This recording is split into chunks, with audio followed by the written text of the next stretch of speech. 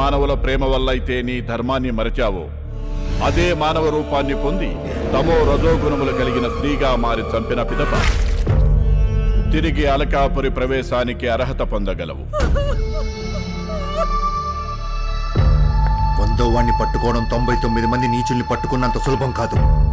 శుద్ధ బ్రహ్మచారి అయిన వాడు, పైగా తన ప్రాణాన్ని లెక్క చేయని వాడు దొరకడం దుర్లభం. స్వామియే శరణమయ్యప్ప.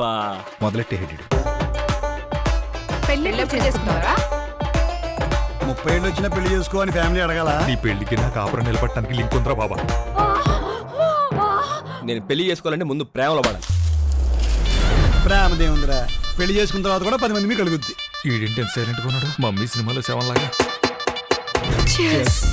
కొంపతీసి అమ్మాయిని ప్రేమిస్తున్నావా ఏంటి? కొంపతి కొండ ప్రేమించకూడదా? ఆయన ప్రేమిస్తే చచ్చిపోతావా ఏంటి?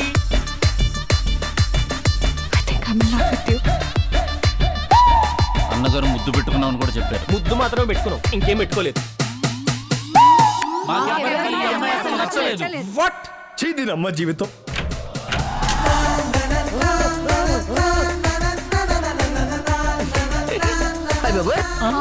వందో మగాడు దొరకడం అంత సులభం కాదు.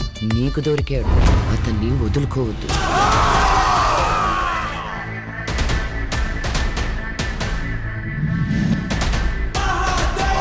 మాయా నా సొంతం.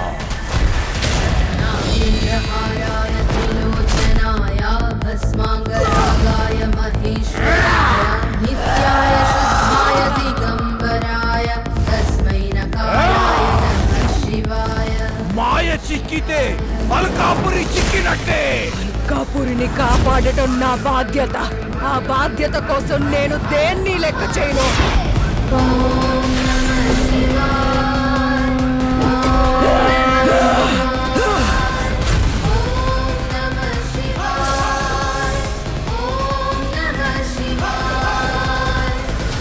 నా పిల్లని దయ్యమే. ఆయన పిల్లలు ప్రతి ఓడికి పిల్లం దెయ్యంలా కనపడదురా.